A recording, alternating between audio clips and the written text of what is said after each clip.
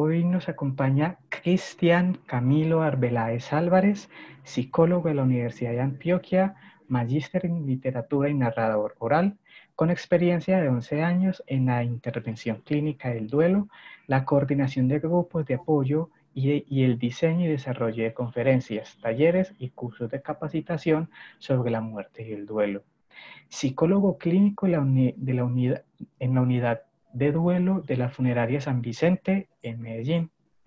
Antes de darle la palabra a Cristian Camilo, les hacemos una serie de recomendaciones y algunos anuncios que son importantes para tener en cuenta en el transcurso de esta charla. El primero es que la herramienta Zoom cuenta con un botón de preguntas y respuestas que podrán observar, que podrán encontrar en la parte inferior de la herramienta. Por ese medio o por el chat pueden disponer de todas sus preguntas e interrogantes, los cuales le formularemos al ponente al final de la charla. En ese espacio vamos a formularles sus preguntas, los interrogantes que surjan alrededor de la charla y ya él procederá a respondernos. También les mencionamos que esta charla está siendo grabada para luego compartirla en los espacios adecuados y pertinentes que ha creado la unidad UDI para tal fin. Luego de esta breve introducción, entonces, le damos la bienvenida a Cristian y le damos la palabra. Bienvenido. Vale, muchas gracias, Julián. Bienvenidos a todos y todas. Bueno, no me esperaba que hiciera esa presentación como tan extensa. Generalmente no acostumbro hacer como tanta, voy a decirlo entre comillas, parafernalia, magister, narrador, psicólogo. No, me parece que ese tipo de cosas generan mucha expectativa y, bueno, entre la presentación decía que he sido conferencista. Sí, en varias ocasiones he hecho conferencias, pero yo creo que lo emocionante de hacer conferencias es que espero que nunca deje de estar uno nervioso de hacerlas, ¿cierto? En este momento, pues, una estrategia que es muy útil a la hora de estar frente a un público, aunque sea virtual, es decir, que uno está nervioso. Y sí, pues porque voy a hablar de un tema que no es, digamos, el que más acostumbro compartir, ¿sí? Y es precisamente el tema de la espiritualidad. Bueno, como les decía Julián, muy contento de que estén acá, validando, pues como avalando el hecho de que se hayan permitido este tiempo conmigo. Y bueno, esperemos que la charla sea pues como de su completo pues agrado. Quiero comenzar compartiendo la pantalla para que ustedes vean de lo que les voy a hablar. Bueno, aquí está. Yo soy más vieja guardia que ustedes, me imagino, entonces la tecnología todavía me abruma. Bueno, supongo que ahí están viendo la diapositiva y quiero comenzar con con este saludo. En la medida que vayamos hablando les voy a ir contando por qué quise hacer esto, ¿cierto? Y con las cosas que me he ido encontrando pues en la construcción de esta pequeña charla, pues que realmente es una charlita pues como muy pequeña. Bueno, aquí este es el saludo con el que quiero pues como darles la bienvenida.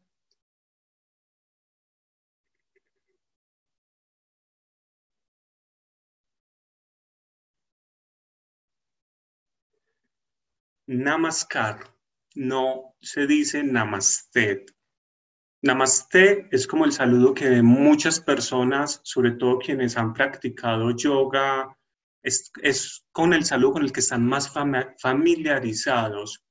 Yo cuando conocí esta palabra también me hizo un poquito como de ruido y me causó curiosidad. La palabra traduce saludo la parte divina que hay en ti, con toda la sinceridad de mi mente y el amor de mi corazón. ¿Sí? Y es un saludo más, digámoslo, informal. Namaste es un saludo más formal que se utiliza desde las prácticas espirituales y el yoga como para hacer un saludo a esa entidad suprema, a la divinidad. Digamos que en paisa o en castizo, el namaste es como si yo me estuviera refiriendo a ustedes como usted, ¿sí? Y el namaskar es más como el vos, el tú que nosotros manejamos. Entonces, bueno, ya Julián les había dicho, mi nombre es Cristian Camilo Arbeláez, soy psicólogo. Hace un rato que trabajo con el tema de, la, de las ayudas en duelo, de las pérdidas y bueno, hace rato que vengo como haciéndome una pregunta por este tipo de prácticas. Yo soy graduado de la Universidad de Antioquia hace ya 10 años de la Facultad de Psicología y hace 4 años de la Facultad de Comunicaciones. Y en ese momento tuve, digamos que la fortuna de contar con el pensum viejo que tenía la Facultad de Psicología y era donde nosotros veíamos un poquito el tema de mucho psicoanálisis y mi mente se fue volviendo muy racional. Entonces, yo siempre tuve como una pregunta por ese asunto espiritual, porque empezaba como a chocar, como que una cosa no combina con la otra. Así que he ido leyendo, he hecho cosas y desde hace 2 años me encontré una práctica que me ha parecido bastante interesante, de la que les voy a hablar ahorita en un rato, en la que he comenzado a meditar, en la que me he vuelto vegetariano y en la que he hecho pues como otras búsquedas. En este momento, pues estamos atravesando una situación bastante compleja a nivel mundial, que es la pandemia, la cuarentena. Ya llevamos varios meses encerrados y se ha generado como cierta variaciones un poco raras en nuestra respuesta a este tipo de situación. Al principio había como mucha ansiedad, mucha incertidumbre, mucho pánico.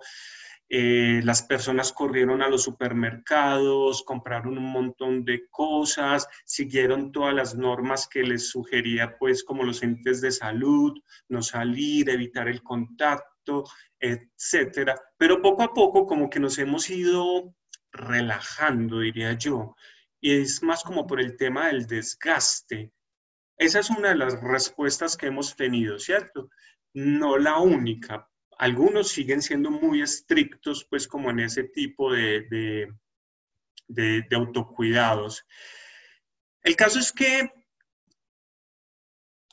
aunque uno piense que está muy tranquilo, empieza a tener, digamos, contacto con una especie de frecuencia. Yo la llamo como una especie de frecuencia que es la incertidumbre, el miedo además. Yo puedo estar muy tranquilo. A ver, por aquí me aparecen como unas cosas en el chat que no lo tenía. Listo. Ok. Están empezando a llegar unas preguntas. Estas las iré respondiendo ahorita al final. Entonces, Manuel, que nos escribe, te pido que tengas un poquito de paciencia y ahorita conversamos un poquito de aquello. ¿Listo? Más o menos todavía estamos en la parte de la introducción. ¿Vale? Entonces, danos un minuto, Manuel.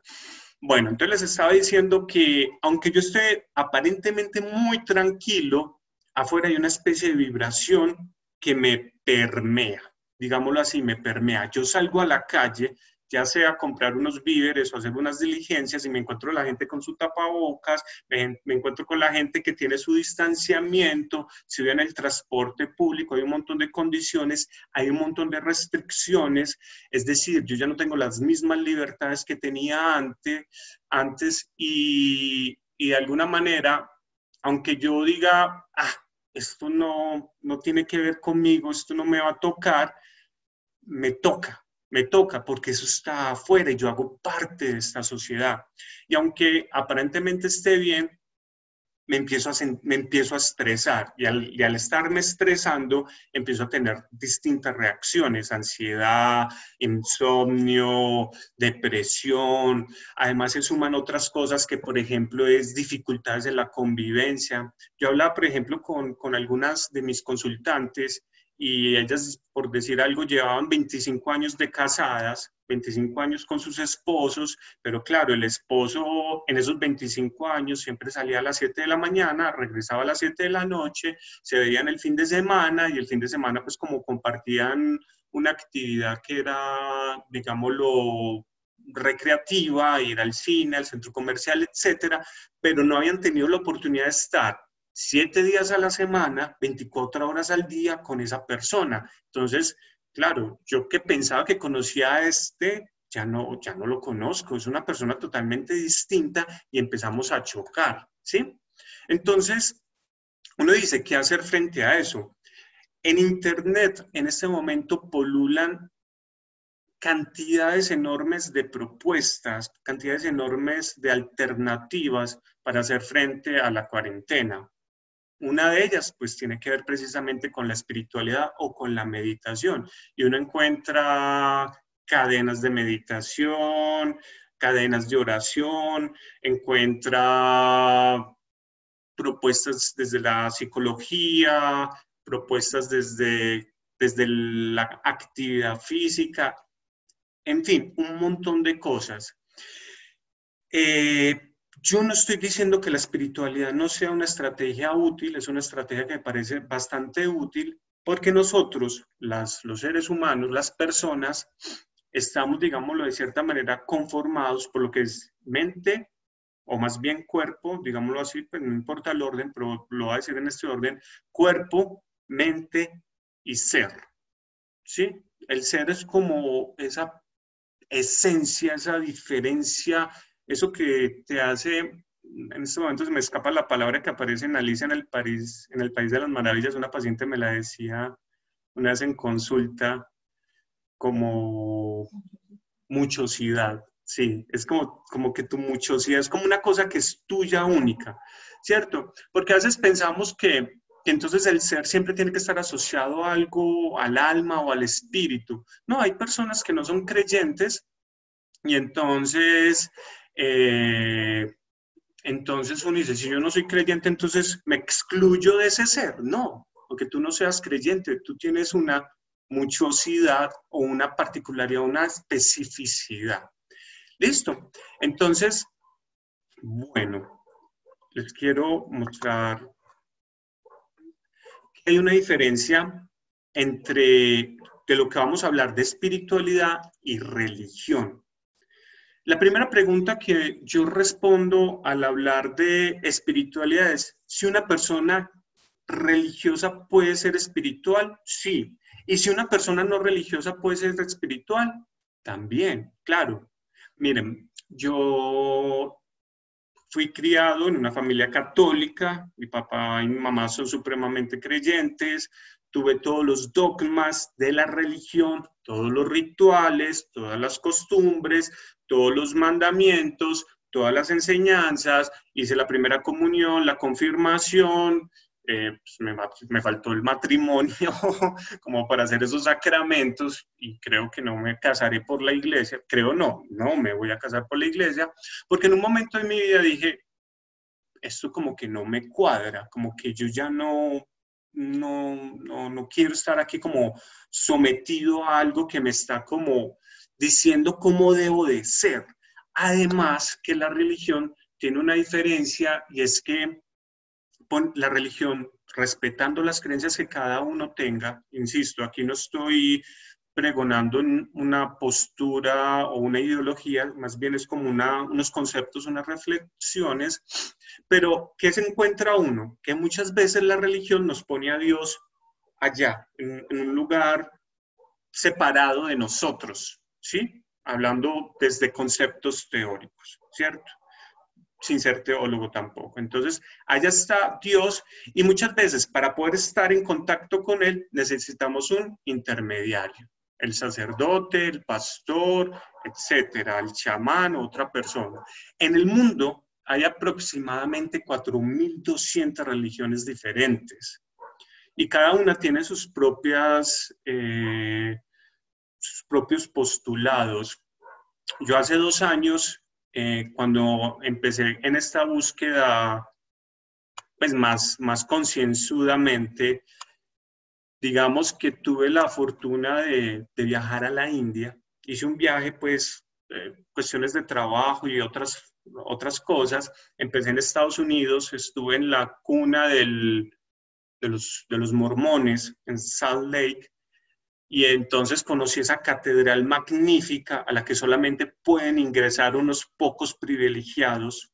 Después tuve el viaje a la India, conocí los templos, el templo de plata y otros lugares que eran así súper bonitos, súper espectaculares, súper turísticos. Y yo decía, bueno, ¿esto con qué tiene que ver?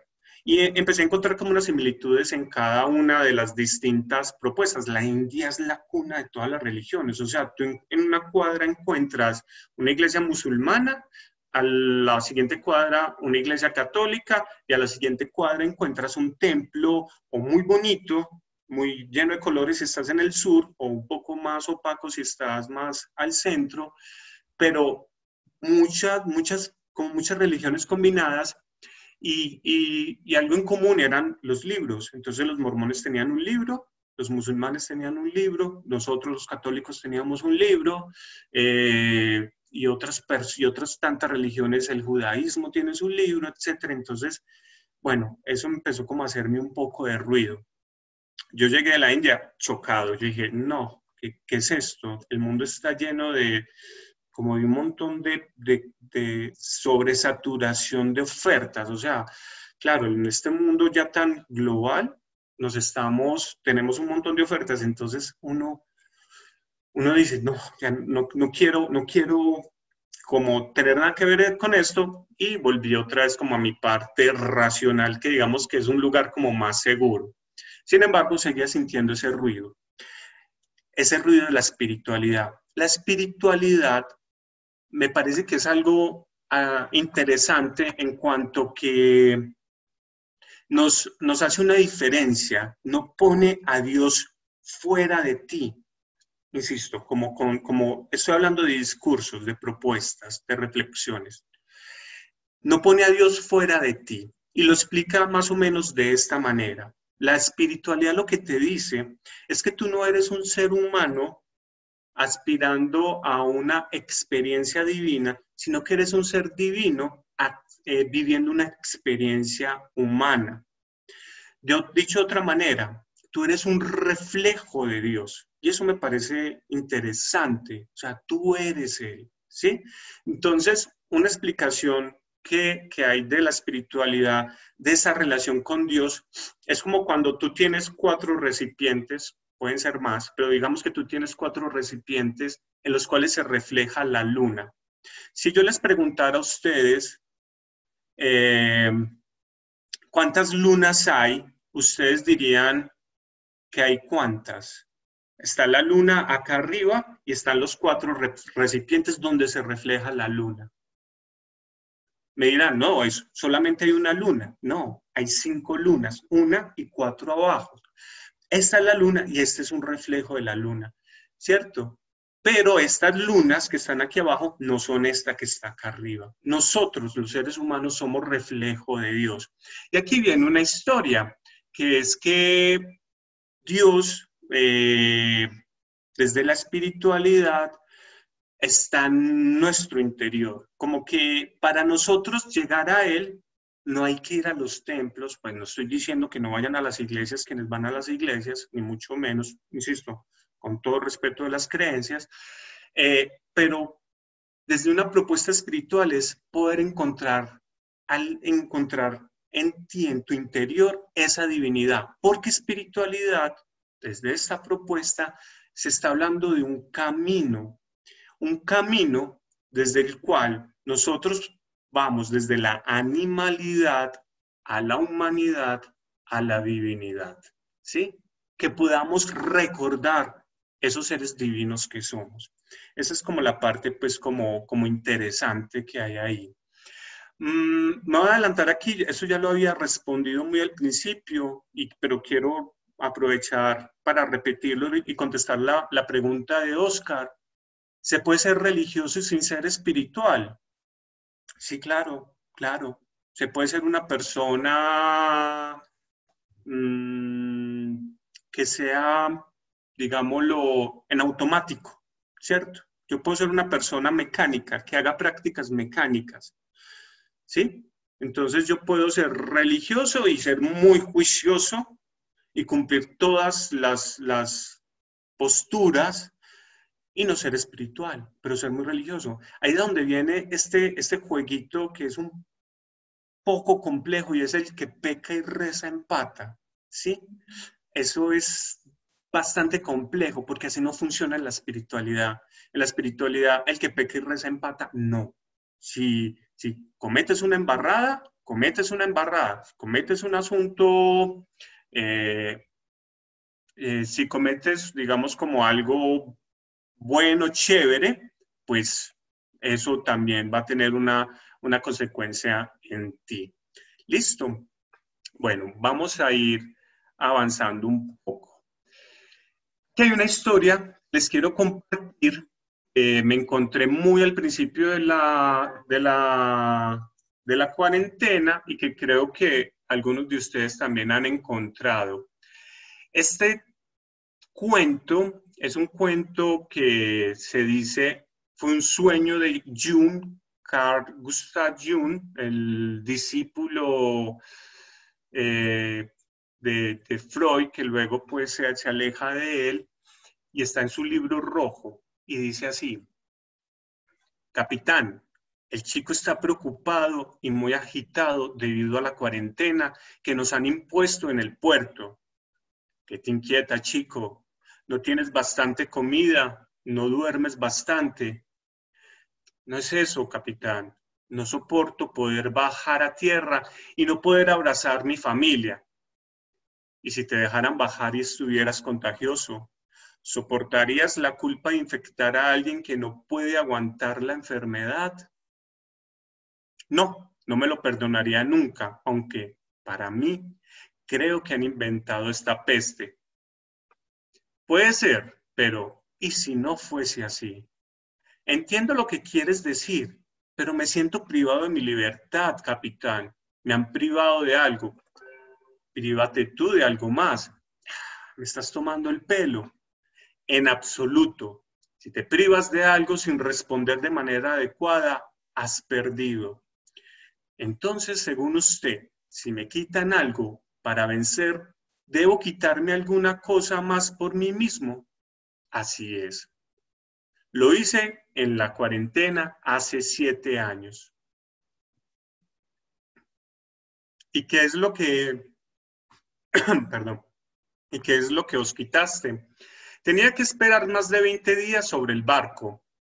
Llevaba meses esperando llegar al puerto y gozar de la primavera en tierra. Hubo una epidemia. En Port April nos prohibieron bajar. Los primeros días fueron duros. Me sentía como vosotros. Luego empecé a reaccionar a aquellas imposiciones no utilizando la lógica. Sabía que tras 21 días de este comportamiento se crea una costumbre y, en vez de lamentarme y crear costumbres desastrosas, empecé a portarme de manera diferente a todos los demás. Reflexioné sobre aquellos que tienen muchas privaciones cada día de su miserable vida y decidí vencer. Empecé con el alimento. Me impuse comer la mitad de cuanto comía habitualmente. Luego empecé a seleccionar los alimentos más digeribles para no sobrecargar mi cuerpo. Pasé a nutrirme de alimentos que por tradición habían mantenido al hombre saludablemente y me impuse a hacer ejercicios sobre el puente del barco. El paso siguiente fue unir a esto una depuración de pensamientos malsanos y tener cada vez más pensamientos elevados y nobles. Me impuse leer al menos una página cada día de un tema que no conocía. Un viejo hindú me había dicho años antes que el cuerpo se potenciaba reteniendo el aliento. Me impuse a hacer profundas respiraciones completas cada mañana. Creo que mis pulmones nunca habían llegado a tal capacidad y fuerza. La tarde era la hora de las oraciones, la hora de dar las gracias a una entidad cualquiera por no haberme dado como destino privaciones serias durante toda mi vida. El hindú me había aconsejado también adquirir la costumbre de imaginar la luz entrar en mí y hacerme más fuerte. Podía funcionar también para la gente querida que estaba lejos y así integré esta práctica también en mi rutina diaria sobre el barco. En vez de pensar en todo lo que no podía hacer, pensaba en lo que habría hecho una vez bajado a tierra. Visualizaba las escenas cada día, las vivía intensamente y gozaba de la espera. Todo lo que podemos obtener de inmediato nunca es interesante. La espera sirve para sublimar el deseo y hacerlo más poderoso. Me había privado de alimentos suculentos, de botellas de ron y de imprecaciones. Me había privado de jugar a las cartas, de dormir mucho, de ociar, de pensar solo en lo que me habían quitado. ¿Cómo acabó, capitán? Adquirí aquellas costumbres nuevas hasta que me dejaron bajar, después de mucho más tiempo del previsto. ¿Os privaron de la primavera entonces? Sí. Aquel año me privaron de la primavera y de muchas cosas más, pero yo había florecido igualmente.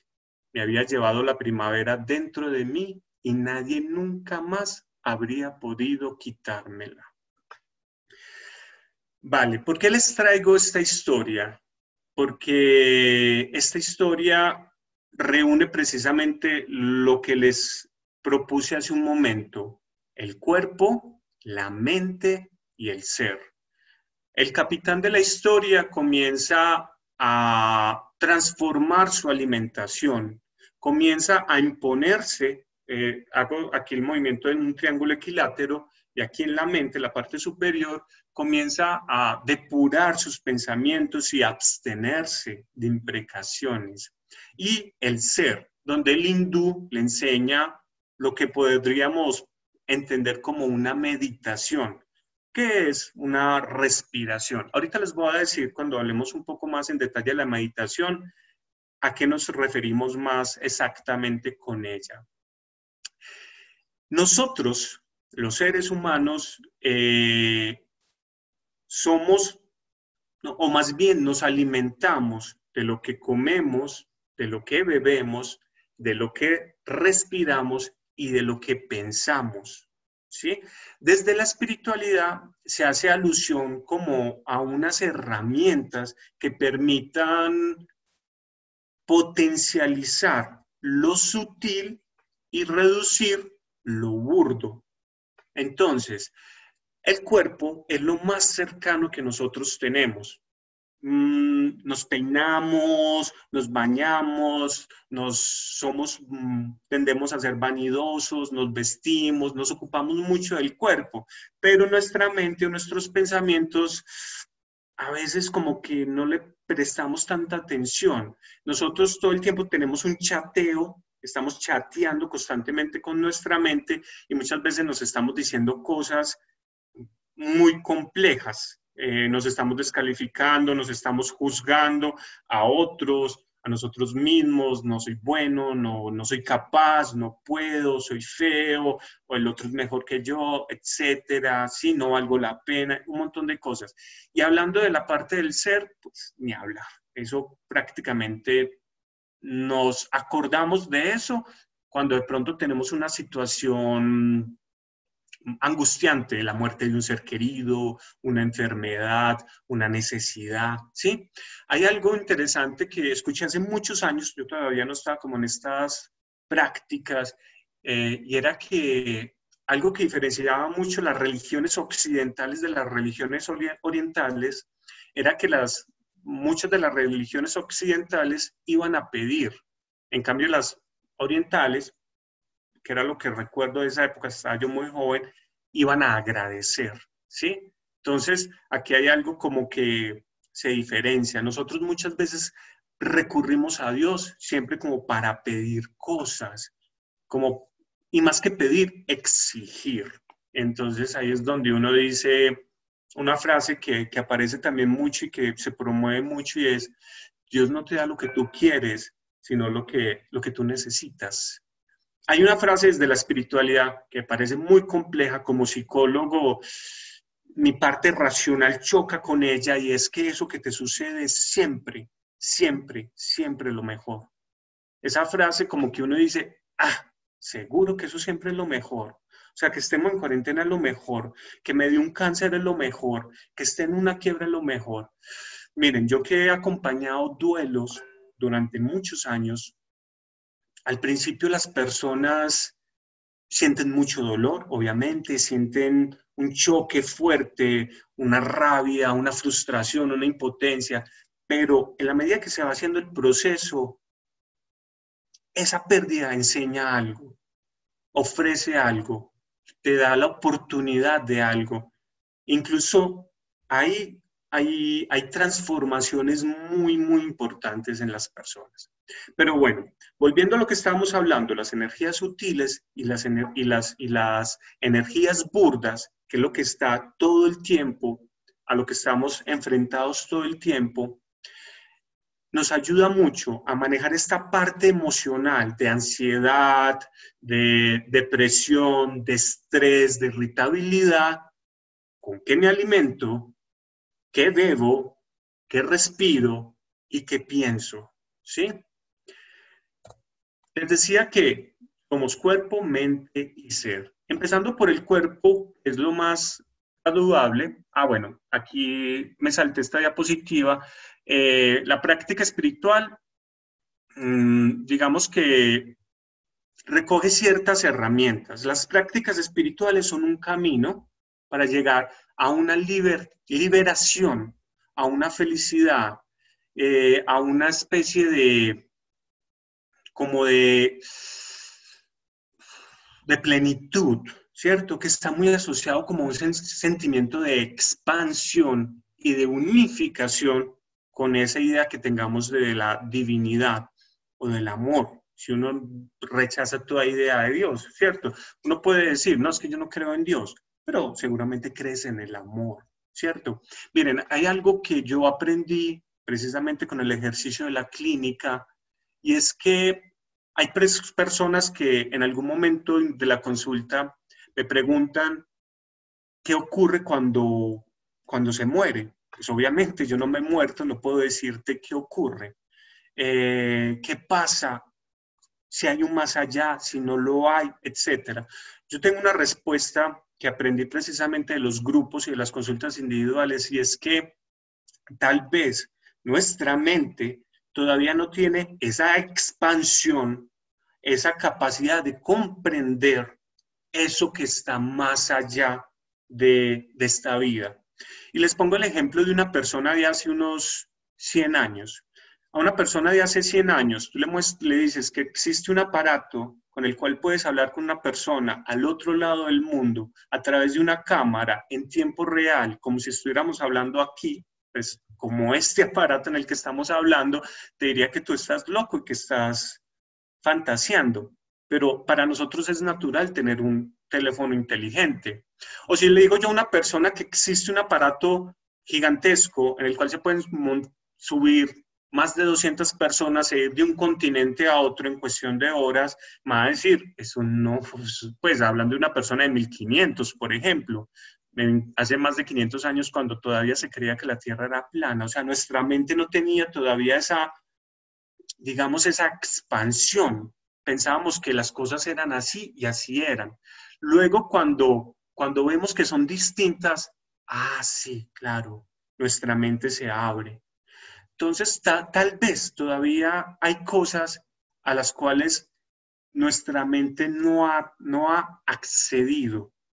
Y estamos en esa búsqueda, ¿sí? Todos estamos en una especie de búsqueda. Las preguntas de la humanidad desde el principio, que es quién soy, de dónde vengo y para dónde voy, ¿sí? Ahorita les decía, venimos desde la espiritualidad, desde el Padre Cósmico, desde esa fuente, y damos una vuelta y la idea es regresar a ella, ¿sí? Y todo lo que hacemos en la vida es, digamos, depurarnos de tal manera para llegar acá, para unificarnos, para que la gota de agua vuelva al océano y se funda con el océano. Eso es la espiritualidad.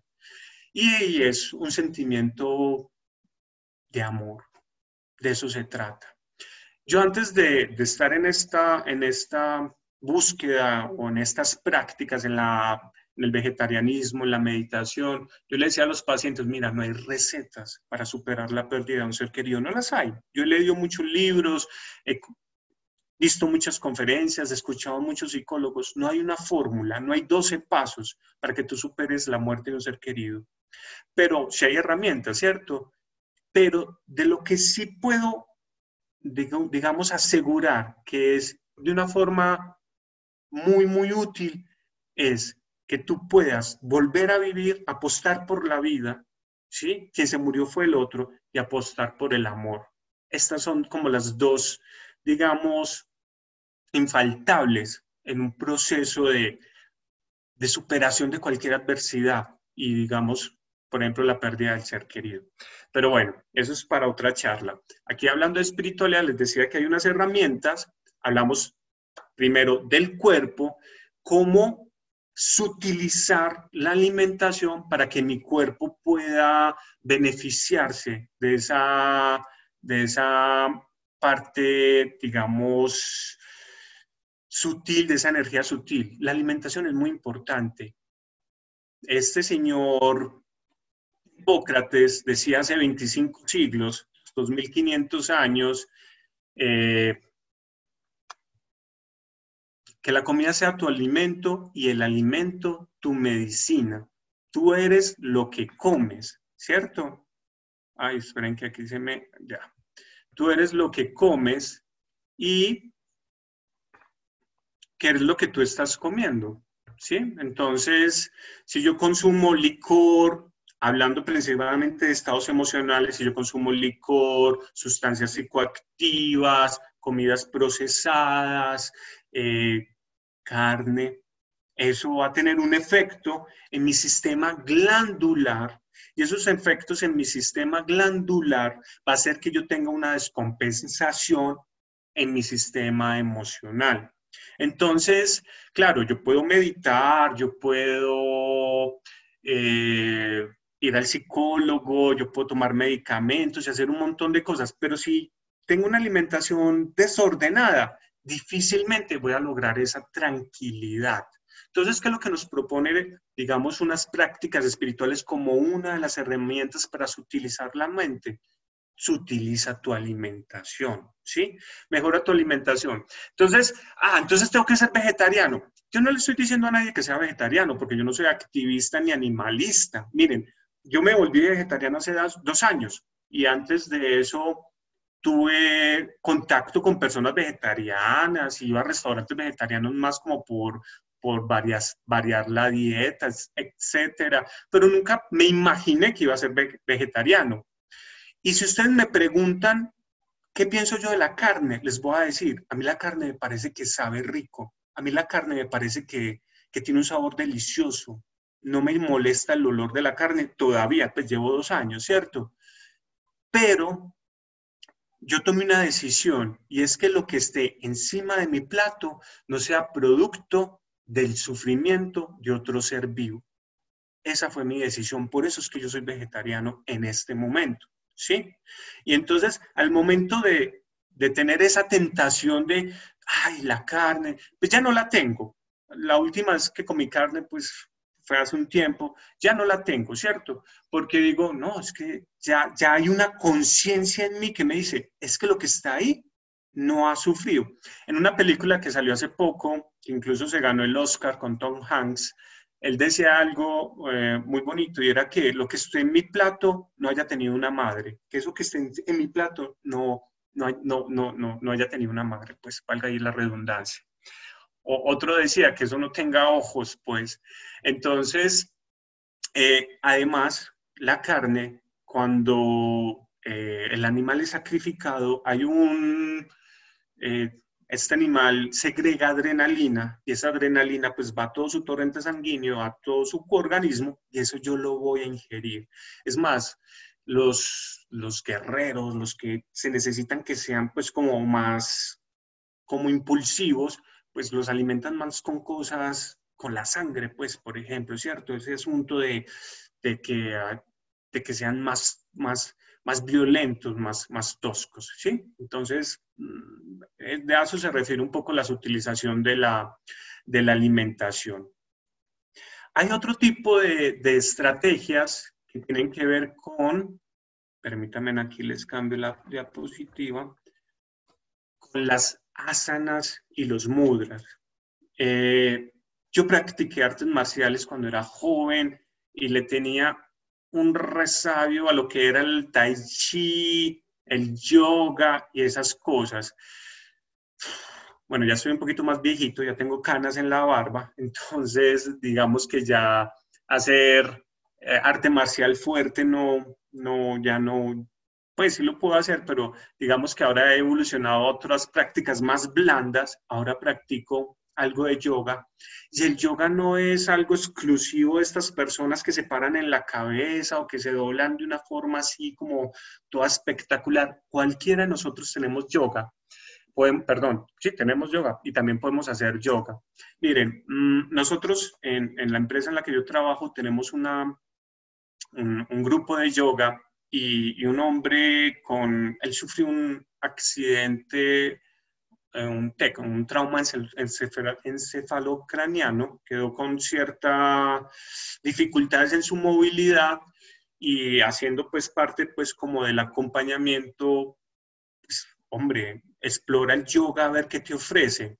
Y este hombre ha hecho cosas increíbles, o sea, tiene dificultades en su movilidad, no puede correr, la motricidad fina no es muy desarrollada, pero está haciendo yoga y está beneficiándose de la práctica del yoga. El yoga son ejercicios psicofísicos que estimulan esas glándulas de lo que estábamos hablando, ¿cierto? Y no tienes que saberte cientos de posturas, pues así, entre más mejor. No. Aquí es que lo poco que tú sepas hacer, lo sepas hacer bien. Y hay una asana, hay dos que son muy buenas, que seguramente quienes han practicado yoga las conocen. Uno es la postura del muerto, que es que yo me acuesto sobre el suelo en una colchoneta, boca arriba y con las palmas hacia arriba y me relajo, ¿cierto? Eso me permite tener como cierta tranquilidad, ¿sí? Unos 10 minutos en esa postura, respirando simplemente. Otra postura que es muy recomendada, sobre todo para la ansiedad, porque ¿eso qué tiene que ver con los estados emocionales? Cuando yo estoy enfrentando una situación adversa, por ejemplo, el miedo a un coronavirus, el miedo pues a una crisis económica, una rabia, etcétera, esas emociones tienen que ver con estas glándulas, ¿cierto? Con la pineal, con la pituitaria, con las suprarrenales, con las gónadas, en nosotros los hombres, etcétera. Entonces eso segrega esas hormonas. Los ejercicios psicofísicos del yoga ayudan a que esos masajes que se hacen con esas posturas en esas distintas glándulas permitan regular, digamos, esos estados emocionales. Entonces hay una que ayuda mucho con la ansiedad, que se ubica en esta parte, en este punto que es el cuarto chakra, y es la cobra, ¿cierto? La postura o la serpiente donde uno se inclina, pues se encorva de esta manera. Sin levantar el ombligo del suelo, se cuenta hasta 8 y se exhala, ¿sí? Se inhala, retengo 8 segundos y exhalo 8 veces. Con eso, digamos, entre comillas, tienes una herramienta para poderle hacer frente a esa ansiedad. Hay otro ejercicio que quienes son creyentes pueden hacer, es un mudra, me parece muy bonito. Yo haciendo esta conferencia pues lo volví a encontrar y es el que también está relacionado con este punto, y es que tú pones la tercera falange aquí sobre las tetillas, ¿sí? Inhalas y exhalas 7 veces. Y en ese momento haces una visualización donde sientes que a este punto te está entrando una luz, lo que decía el cuento de Jung, ¿sí? Que te imaginaras cómo entra una luz en tu pecho al inhalar y al exhalar. Eso genera la respiración. Si tú no eres creyente, pues no importa. La respiración siempre ayuda a generar y a adquirir mayor tranquilidad. Cuando uno está muy alterado, tiene como mucho calor, ¿cierto? Y esto ayuda como a enfriar un poco y a bajar como esa temperatura bastante. Hay otros mudras, pues, y otras posturas, pero bueno, por razón del tiempo no vamos a entrar en detalle en eso. Listo. Y esta práctica es la más fundamental. Para mí es maravillosa. Yo la estuve explorando mucho hasta que finalmente encontré esta técnica. Hay muchas técnicas, muchísimas técnicas de meditación. Yo respeto la que cada uno practique, está bien. Esta es la que yo he estado practicando, la meditación. Ojalá sea instruida. ¿A qué me refiero? Miren, que uno tenga un guía, ¿cierto? Alguien que te pueda decir, medita así. Yo no soy un profe de meditación. Yo he meditado porque encontré quien me enseñara a meditar. Y lo que les quiero compartir es cómo es esta práctica, ¿cierto? Ustedes la pueden hacer, pero mi recomendación es que ustedes puedan llegar a este instructor y de la fuente directa recibir esa orientación. Uno dirá, pero es que uno es capaz solo. Sí, claro, uno escucha mucho eso. Como psicólogo, ustedes no se imaginan las veces que yo he escuchado, uno para qué va al psicólogo si nadie se conoce mejor que uno mismo. Sí, claro, nadie te conoce mejor que tú mismo, pero tú vas al psicólogo porque ese encuentro con ese otro te permite darte cuenta de cosas de las que no te das cuenta por ti mismo. Entonces, yo llevo 2 años meditando, entonces voy a decir que soy un excelente meditador. No, yo estoy haciendo la práctica.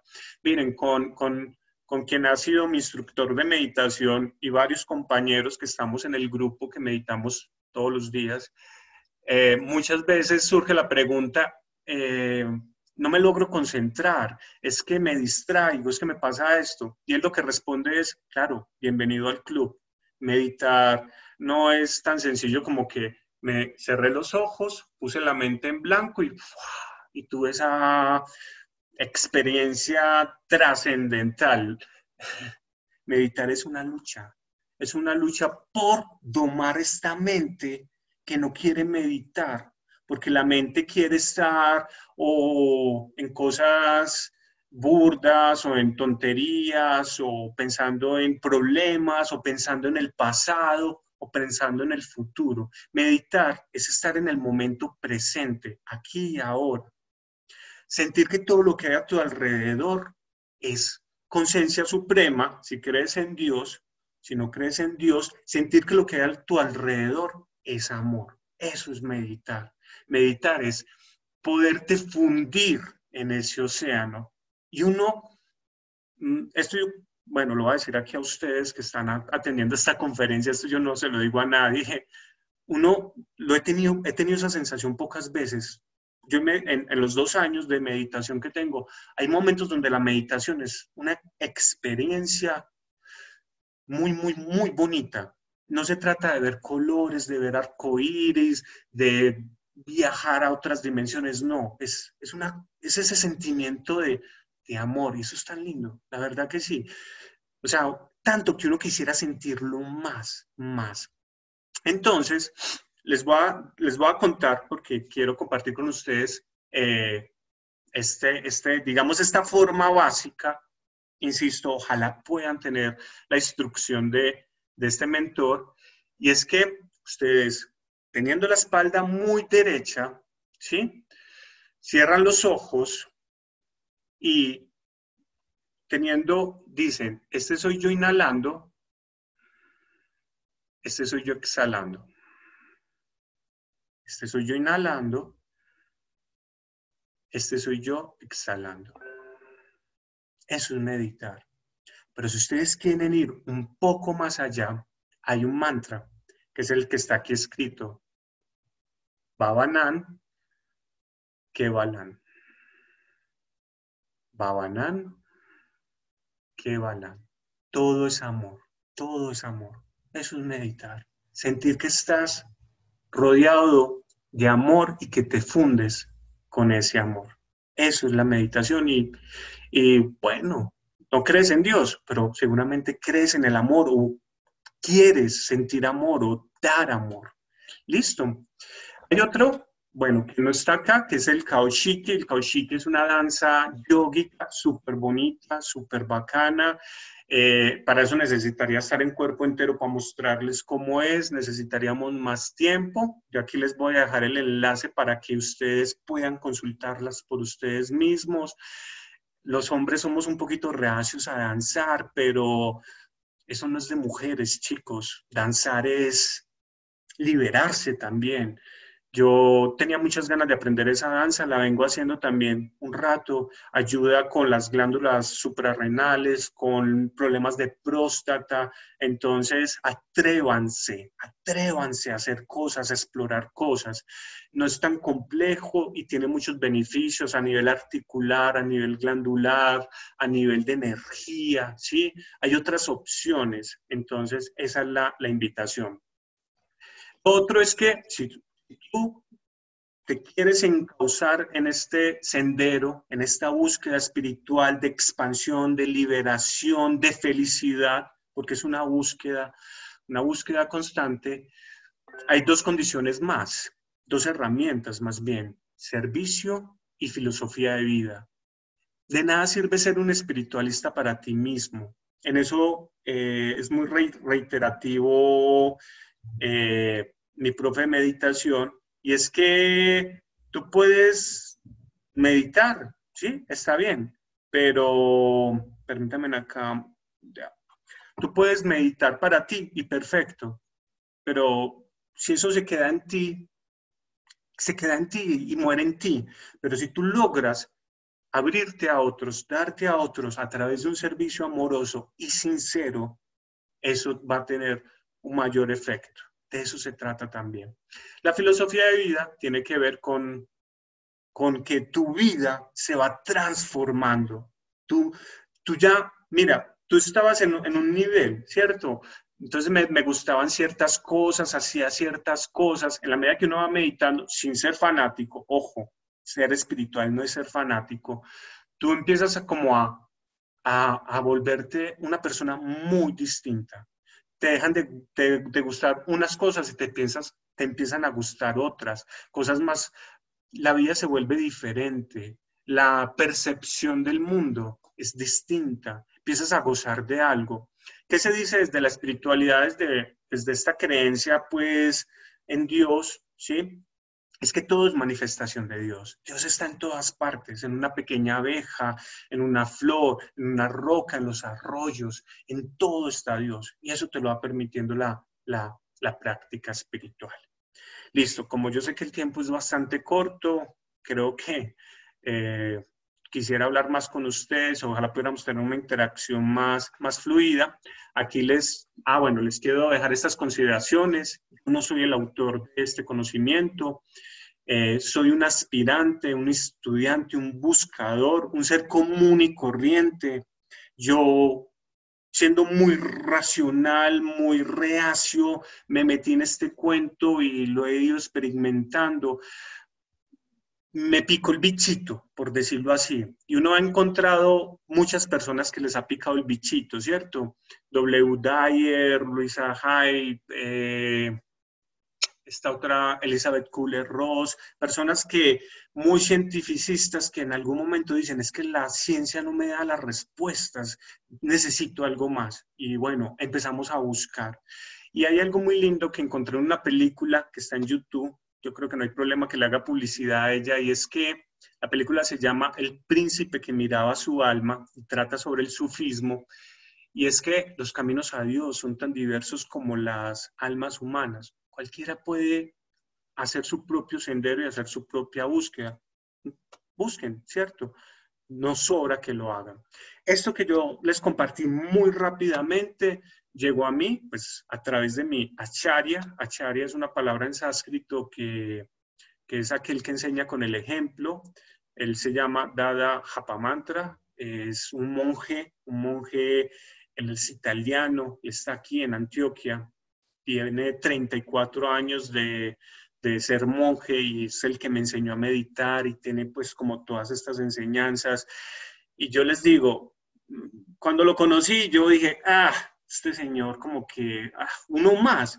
En internet hay tantos gurús, tantos promotores y, yo dije, no, qué pereza. Este hombre dijo una frasecita que yo dije, listo, le voy a dar la oportunidad, voy a escucharlo. Llevo 2 años escuchándolo, mi mente sigue chocando un poco como con las cosas que él me dice, pero de eso se trata, no se trata de tragar entero, se trata de buscar esas herramientas que me permitan estar en este mundo de la mejor manera. El mundo es un lugar muy complejo, muy hostil, muy difícil, pero a la vez muy encantador, muy hermoso. Aquí les dejo entonces los sitios recomendados, ¿sí? Japamantra.com. También él está en Facebook, tiene muchos videos en YouTube, videos muy chéveres. Vayan por ustedes mismos, véanlos, léanlos y decidan. Y piensen si eso que yo les estoy diciendo es carreta o realmente esta persona es una persona seria. A mí me parece que es seria. Yo al estar acá frente a ustedes como psicólogo, eh, estoy de alguna manera rompiendo el cascarón. Se supone que los psicólogos no, o al menos en la escuela en la que yo estaba inscrito, no deberíamos hablar de estas cosas, pero dije, no importa, si esto puede ayudar a algunas personas, vale la pena hacerlo. Y uno que se beneficie de esto, valió la pena. Y les cuento que yo hice un video en mi Instagram que está acá, hace 3 meses cuando comenzó la cuarentena, y una de mis pacientes lo vio y ahorita es vegetariana. Y yo dije, bueno, se ocurrió un cambio. ¿Listo? Ok, chicos, muchas gracias. No sé si tenemos entonces tiempo para las preguntas. A ver si podemos verlas. Hola, sí, tenemos algún tiempo para las preguntas. Ujú. Los participantes han estado muy activos en las preguntas. Según mi perspectiva, creo que algunos han planteado preguntas bastante inquietantes. Voy a comenzar por algunas de las que han formulado a través del botón de preguntas y respuestas. De los últimos, hay algunos que preguntan acerca de alucinógenos con la meditación. ¿Qué piensas de eso? ¿Será que les cuento? Alucinógenos con la meditación. Bueno, yo he tomado yagé, lo he tomado. Sí, he tenido la experiencia. Mi acharya, pues, dada Japamantra, mi maestro de meditación, mi instructor, él no es un maestro, él no dice que lo llamen maestro, el monje, él no está de acuerdo con las sustancias alucinógenas. ¿Por qué? Porque eso te golpea la mente, ¿cierto? Entonces, todo lo que te embote la mente, va a hacer que tu mente no logre como... A ver, lo que nosotros tratamos de hacer es como tener una relación... A ver, nosotros no podemos suprimir la mente, es lo que él dice, ¿cierto? Como que voy a eliminar la mente y voy a poner la mente en blanco en una meditación y ¡pum! Medité. Eso es imposible. La mente está todo el tiempo así. Entonces lo que él dice es que la encantamos. La seducimos, ¿cierto? A mí me gusta una palabra que desde la cuentería la conozco y es la engatusamos. ¿Y cómo la engatusamos? La vamos llevando y la vamos diciendo, venga, vamos a meditar, esto es chévere. Y cuando uno tiene esas sensaciones como de amor, de esa cosa, es que es muy difícil. Miren, ustedes, él tiene un ejemplo muy chévere y es que, si, ¿cómo sabe el chocolate? ¿Cómo te digo yo a ti cómo sabe el chocolate? Experimenta tú el sabor del chocolate o el sabor del mango. ¿Sí? Yo cómo te describo el sabor del mango, es como algo dulzón, como algo... no, es muy difícil. Eso, describir la meditación es muy difícil. Entonces lo que hace el yaje o otras sustancias alucinógenas es ir acá. Y nosotros no necesitamos ir acá, necesitamos ir acá, a nuestro corazón, a nuestra parte sutil, ¿sí? Las experiencias con yaje son experiencias fuertes, muy, muy, muy fuertes. Igual, no voy a decir háganlo, tampoco les voy a decir no lo hagan, eso está en la decisión de cada uno, pero es bastante complejo. Julián, ¿cuál otra pregunta? Ok, tenemos una, a mí realmente me sorprendió. Vamos a ver tú qué piensas acerca de esto. Nos dice, en situación de pandemia, la gente pobre muere de hambre. ¿De qué manera esa situación puede representar una oportunidad para mejorar en nuestra divinidad? ¿Y por qué a todos no se nos presenta la misma oportunidad? La misma oportunidad. ¿A qué se refiere con oportunidad? Yo creo que la oportunidad es de mejorar nuestra divinidad. Ok, mira, hay algo que es verdad, ¿cierto? Si tú tienes hambre, tú no vas a meditar. Si tú estás alterado, tú no vas a meditar. Y si tú tienes hambre y estás alterado, difícilmente vas a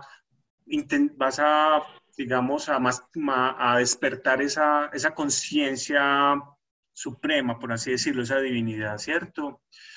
Es cierto que cuando tú tienes unas dificultades que te están afectando, lo otro se desequilibra, ¿sí? Ojalá pudiéramos tener un equilibrio, pero la solución es que personas que sí tienen la oportunidad o que sí tenemos la oportunidad, podamos ayudar a otros a poder alcanzar eso. Y algo que nosotros trabajamos desde el grupo, desde la Fundación Panacean, es que no se trata de que vamos a darle comida al hambriento, no, porque sí, tú le das comida y le quitas el hambre. No, lo que necesitamos es luchar en contra de la injusticia y de la desigualdad. Que todos podamos acceder al mismo tipo de oportunidades. De eso se trata, que tengamos un despertar. Pero hay algo que nos carcome a todos y es la ambición, digamos, el resentimiento. Hay cosas que no nos dejan progresar espiritualmente.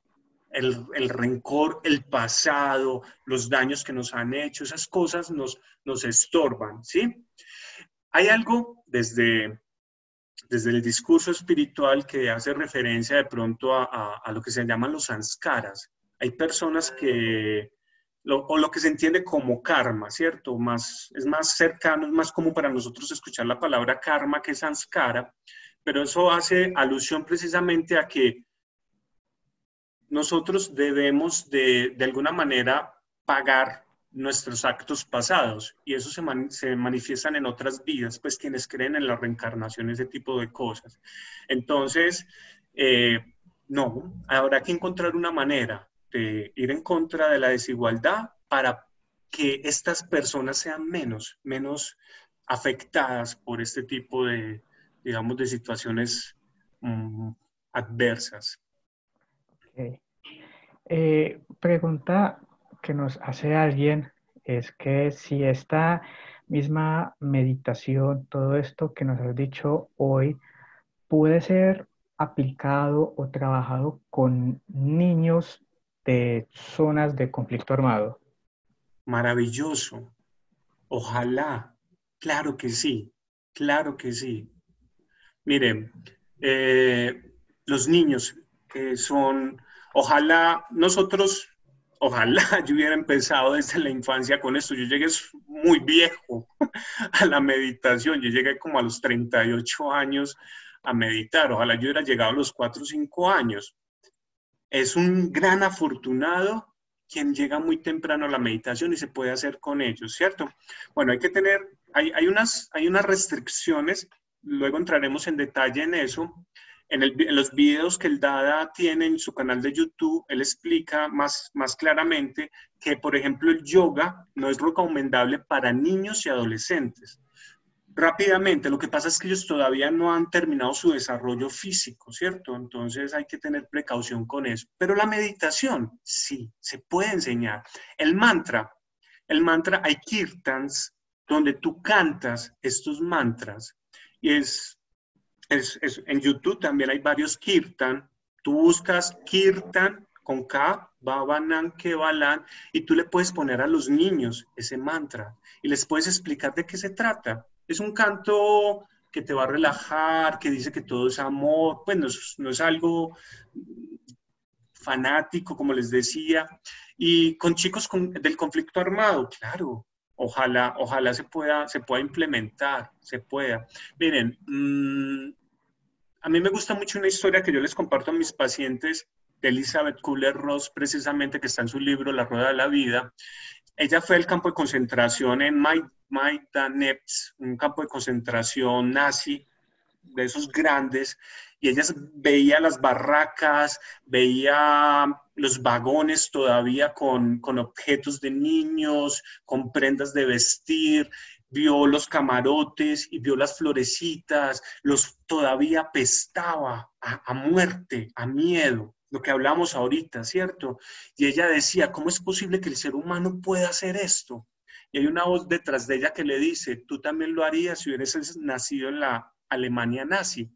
Era una sobreviviente, una polaca, que se salvó de ser asesinada en las cámaras de gas, de nombre Golda, y ella le cuenta la historia de una forma más larga, ella le decía, yo solo pensaba en una cosa, que cuando yo saliera del campo de concentración, le iba a contar a todo el mundo las atrocidades que habían hecho estas personas, pero luego ella entendió que si iba a dedicar su vida a vomitar odio y rencor, no valía la pena que hubiera sobrevivido.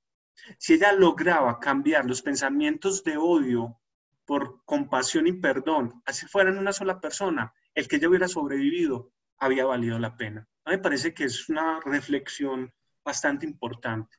Si quieren, hay varias películas sobre eso. Hay una película que salió hace poco, colombiana, me pareció muy bonita, Matar a Jesús. No sé si la vieron. Y hay otra que se llama The Railroad Man, el hombre del ferrocarril. También habla del perdón. Geniales para reflexionar sobre esas cosas, esos conflictos que nos carcomen. Okay. Vamos a tener un par de preguntas más, Vale. solamente un par. Una de las participantes nos ha formulado la misma pregunta. Ella nos dice, ¿por qué cuando medito, en vez de despejarme, me angustio más? Esa es la pregunta. Sí, señor. Uno cuando medita siente muchas cosas. La mente está ahí. Se dice en el grupo en el que yo estoy, lo que nos enseñan es que la mente es como un mico borracho que ha mordido una serpiente, ¿cierto? Y ya está así. Lo que pasa es que uno a veces está meditando y la mente empieza como a bombardearte con ideas. Y hay algo también que es esa atracción como negativa, esos pensamientos que yo los he tenido. A mí me encanta ser franco, miren, yo los he tenido, los he tenido. Claro, yo también estoy sujeto a altas situaciones de estrés, también me enojo, también me he tomado mis tragos. Yo no soy un ser de luz, no soy un ser así trascendental. Yo no soy monje, no me veo como monje. He hecho locuras, he cometido errores, pero estoy en una búsqueda. Yo me siento a meditar y a veces mi mente me dice, ¿usted qué está haciendo? ¿Usted para qué está meditando? ¿Usted qué es bobo? En vez de estar durmiendo, usted se levanta a las 5 de la mañana.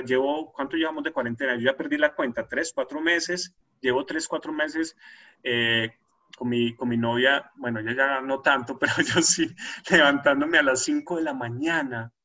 Y yo me acuesto a veces a las 12 porque el día es muy ajetreado y anhelo levantarme a las 5 de la mañana a meditar con estas personas. Y ellos están en una pantalla, ni siquiera estamos reunidos, pero el hecho de saber que todos estamos haciendo una misma apuesta. O sea, por eso es que es una lucha, porque la mente te dice, ay, la cama está muy buena, está haciendo mucho frío, ¿usted para qué va a comer carne? ¿Usted para qué va? ¿Usted por qué deja de beber? ¿O por qué no se va para la rumba? Y yo digo, no, es que estoy pensando en mí. Entonces, hay una frase, esto es de Van Gogh, dicen que es de Van Gogh, y es que cuando una voz te dice, esta mente te dice que tú no puedes pintar, pinta, y la voz se silenciará. Yo recuerdo mucho esa frase, y cuando esta mente me dice, no medites, medito, y hago mi trabajo, y hago mi tarea, y me esfuerzo, chicas, llevo 2 años, chicos, chicas, llevo 2 años esforzándome, aspirando. Yo me considero, y me gusta esta palabra, me considero un aspirante, en eso estoy. Que algún día me retire, tal vez no. Mi apuesta es que no me retire, que esto me lleve. Las cosas que han pasado han sido cosas, yo nunca me imaginé que iba a estar en la India, nunca. Simplemente dije, listo, me entrego, allá voy. Y fui, estuve 2 meses y fue muy, muy chévere.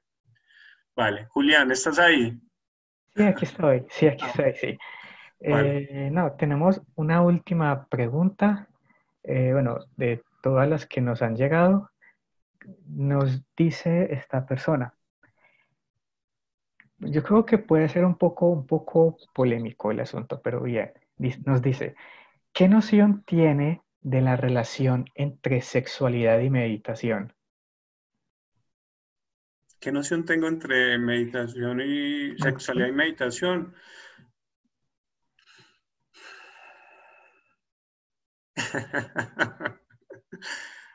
Bueno, les voy a decir cuál es la técnica que yo hago.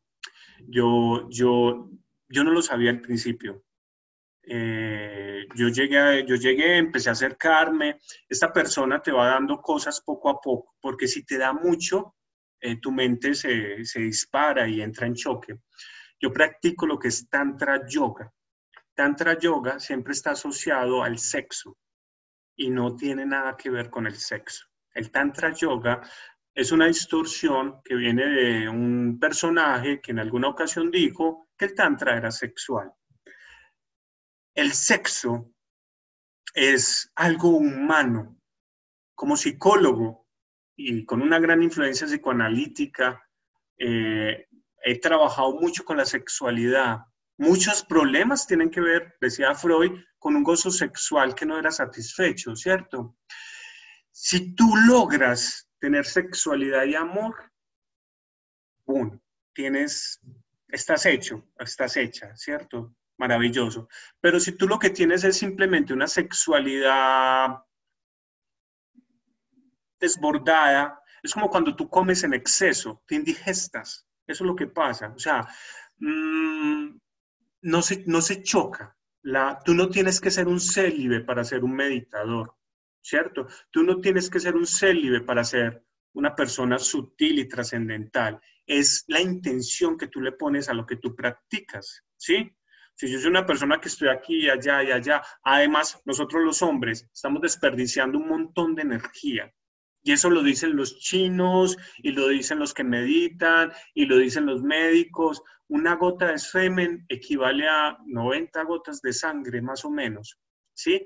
Los chinos practican la retención y otro tipo de cosas. Bueno, no vamos a entrar ahí, pero si yo estoy en la masturbación, en una cosa y en un asunto sexo, sexo, sexo, claro, estoy en un punto burdo.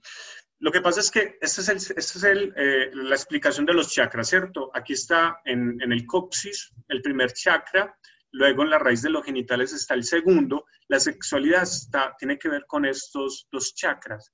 Ya están los otros que son más sutiles, está el del ombligo, el del plexo solar acá en el medio de los pezones, de la garganta, el entrecejo y el de la coronilla.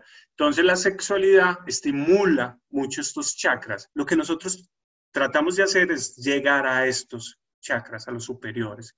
Entonces no hay ningún problema con la sexualidad. El problema es cuando mucha sexualidad, ¿cierto? Pero una sexualidad, pues, sin conciencia, sin amor, sin respeto por mí y por el otro, ¿sí? Vale. Creo que ya eso sería todo por la charla.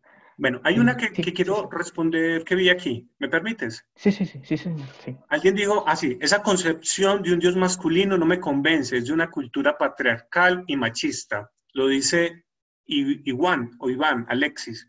Totalmente de acuerdo contigo. Mira, eh, yo tampoco creía que Dios era un señor barbado por allá sentado en una silla. Hay algo muy bonito en la espiritualidad. En la espiritualidad todos somos iguales, no hay hombres y mujeres, ¿cierto? A diferencia de algunas religiones que separa, la espiritualidad une. Para la espiritualidad todos somos hijos del mismo Padre, se llama Padre Cósmico, se dice que es un Padre Cósmico, pero no es porque estemos concibiéndolo como un Señor, ¿cierto? Un señor con características humanas, que eso es lo gracioso. Yo antes de entrar a esto, yo le decía a los pacientes de duelo, es que yo no me creo ese cuento. Y me llego a este camino y me doy cuenta que sí, que es que ese cuento no aplica así. Entonces, es una forma de referirnos, ¿cierto? Pero es como una energía, es como el origen de todo. Y lo llamamos Padre Cósmico, pero lo más lindo de esta propuesta es que está el padre y está la madre. Entonces, si tú, Iván, empiezas a meterte y a aprender sobre esto, te vas a encontrar que el padre como que da la materia prima y la madre es la que crea. A mí me parece que eso es muy lindo, pero la madre y el padre son dos características de ese ser supremo, ¿cierto? Por así decirlo. Bueno, tal vez te confundí un poco, pero no es una concepción machista, y estoy de acuerdo contigo, no es un patriarcado y no se trata de eso. Para la espiritualidad no hay hombres y mujeres, todos somos hermanos y no hay razas tampoco. Somos una gran familia. ¿Listo? Vale, está bien, sí. Muchísimas gracias por todo esto que nos has dicho. Creo que ha sido una charla muy, muy fructífera que nos ha llenado mucho a todos nosotros. Agradecemos también a todos y cada uno de los participantes de este espacio. Los invitamos también a continuar apropiándose de este tipo de espacios, a visitar los sitios de Udiarroba, de Enseño Porque Quiero, y a ser parte también de esta comunidad que estamos intentando profundizar y afianzar muchísimo más dentro de la comunidad universitaria. Muchísimas gracias, Cristian, de nuevo por todo lo que nos has enseñado hoy. Ha sido realmente muy, muy chévere e interesante toda esta perspectiva que nos has dado acerca de la espiritualidad. No, Gracias a ustedes por compartir este espacio conmigo. Esto les queda grabado, ahí están los contactos. La invitación es a que los cacharreen, a que los miren, a que se empapen, a que decidan, ¿sí? La espiritualidad es experimentación, es experimentación. Es muy bonito, la verdad. No, a todos muchas gracias, a Udi Arroba también por el espacio, por la oportunidad. Y bueno, pues espero verlos pronto de nuevo con otros temas. Sí, señor. Entonces, ya de esta manera damos por terminada esta charla, este espacio de Enseño porque quiero. Gracias de nuevo a todos por hacer parte de este espacio. Namaskar. Hasta pronto. Hasta pronto.